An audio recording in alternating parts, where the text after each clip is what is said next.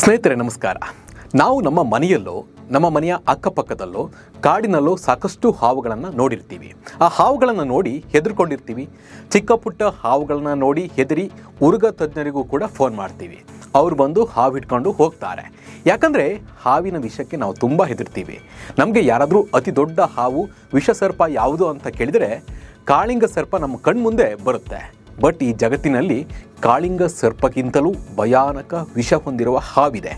ಇದು ಎಲ್ಲಾದರೂ ನಮ್ಮ ಕಚ್ಚಿದ್ರೆ ಜಸ್ಟ್ 20 ನಿಮಿಷ ಅಷ್ಟೇ ನಮ್ಮ ಕತೆ ಮುಗ್ದೇ ಹೋಗುತ್ತೆ. ಚಿಕ್ಕ ಚಿಕ್ಕ ಹಾವುಗಳು ಇದರ ಉಸಿರಿಗೆ ಸತ್ತು ಹೋಗುತ್ತೆ. ಹಾಗಿದ್ರೆ ಯಾವುದು ಆ ಹಾವು, ಅದರ ವಿಶೇಷತೆ ಏನು ಅನ್ನೋ ಕಂಪ್ಲೀಟ್ ಮಾಹಿತಿಯನ್ನು ನಿಮಗೆ ನೀಡ್ತಾ ಹೋಗುವ ಕೆಲಸವನ್ನು ನಾನು ಮಾಡ್ತೀನಿ. ನಾನು ನಿಮ್ಮ ಶಿವರಾಜ್ ಬಾಣಂಕಿ.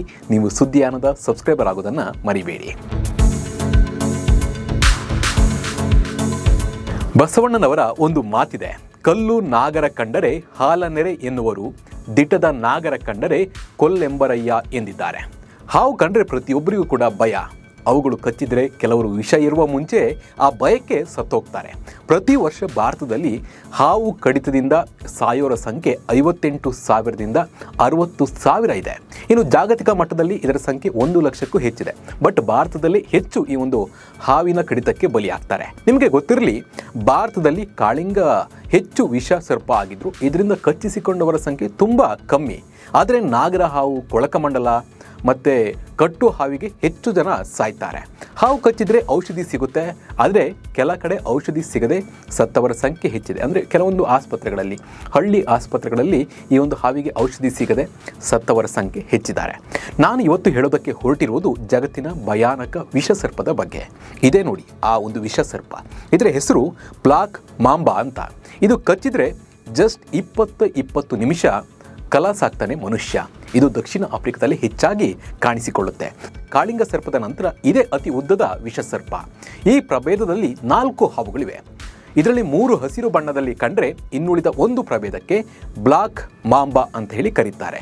ನಿಮಗೆ ಅನಿಸುತ್ತೆ ಈ ಹಾವು ನೋಡೋದಕ್ಕೆ ಬೂದು ಬಣ್ಣ ಇದೆ, ಬಟ್ ಯಾಕೆ ಬ್ಲಾಕ್ ಮಾಂಬಾ ಅಂತ ಕರೀತಾರೆ ಅಂತ.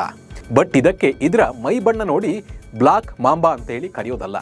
ಇದರ ಬಾಯಿ ಬಣ್ಣ ಬ್ಲಾಕ್ ಇರುತ್ತೆ. ಹೀಗಾಗಿ ಇದಕ್ಕೆ ಬ್ಲಾಕ್ ಮಾಂಬಾ ಅಂತ ಹೇಳಿ ಕರೀತಾರೆ. ಇದು ಸುಮಾರು 4 ಮೀಟರಷ್ಟು ಉದ್ದ ಬೆಳೆಯುತ್ತೆ. ಹಾಗಂತ ಇದು ತುಂಬ ತೂಕ ಇರಲ್ಲ. 1.25 kg ತೂಕ ಇರುತ್ತೆ. ತೆಳ್ಳಗೆ ಇದ್ರೂ ಇದರ ಪವರ್ ಮಾತ್ರ ಸೂಪರ್ ಆಗಿರುತ್ತೆ. ನಮ್ಮಲ್ಲಿ ಹೇಗೆ ನಾಗರ ಹಾವು ಕಾಣುತ್ತೋ ಹಾಗೆ ಆಫ್ರಿಕಾದಲ್ಲಿ ಈ ಹಾವು ಎಲ್ಲ ಕಡೆ ಕೂಡ ಕಾಣಿಸುತ್ತೆ. ಆಫ್ರಿಕಾದ 24 ದೇಶದಲ್ಲಿ ಈ ಹಾವು ಕಾಣಸಿಗುತ್ತೆ. ಇವುಗಳು ಬಂಡೆಗಳಲ್ಲಿ, ಹುಲ್ಲು ಗಾವಲಿನಲ್ಲಿ ಈ ಒಂದು ಹಾವುಗಳು ವಾಸ ಮಾಡ್ತಾ ಇರ್ತವೆ. ಈ ಬ್ಲಾಕ್ ಮಾಂಬಾ ಪ್ರತಿ ಗಂಟೆಗೆ 20 ಕಿಲೋಮೀಟರ್ ವೇಗದಲ್ಲಿ ಚಲಿಸ್ತವೆ. ಹೀಗಾಗಿ ಈ ಹಾವನ್ನು ಭೂಮಿ ಮೇಲೆ ಅತಿ ವೇಗದಲ್ಲಿ ಚಲಿಸೋ ವಿಷಕಾರಿ ಹಾವು ಅಂತ ಹೇಳಿ ಕರೀತಾರೆ. ಈ ಹಾವು ಕಚ್ಚಿದರೆ 20 ನಿಮಿಷದೊಳಗೆ ಆಂಟಿವಿನೋಮ್ ಕೊಡಬೇಕು. ಆದರೆ ಆಫ್ರಿಕಾದಲ್ಲಿ ಈ ಔಷಧಿ ಸಿಗೋದು ತುಂಬ ಕಷ್ಟ. ಹೀಗಾಗಿ ಈ ಹಾವಿನ ಕಡಿತಕ್ಕೆ ಇಲ್ಲಿ ಹೆಚ್ಚು ಜನ ಸಾಯ್ತಾರೆ. ಇದರ ವಿಷಕ್ಕೆ ಆಫ್ರಿಕಾದಲ್ಲಿ ಸಿಂಹಗಳು ಕೂಡ ಬಲಿಯಾಗ್ತವೆ. ಅಂದರೆ ಇದರ ವಿಷ ಎಷ್ಟರ ಮಟ್ಟಿಗೆ ಇರುತ್ತಂತ ನೀವೇ ಊಹಿಸ್ಕೊಳ್ಳಿ.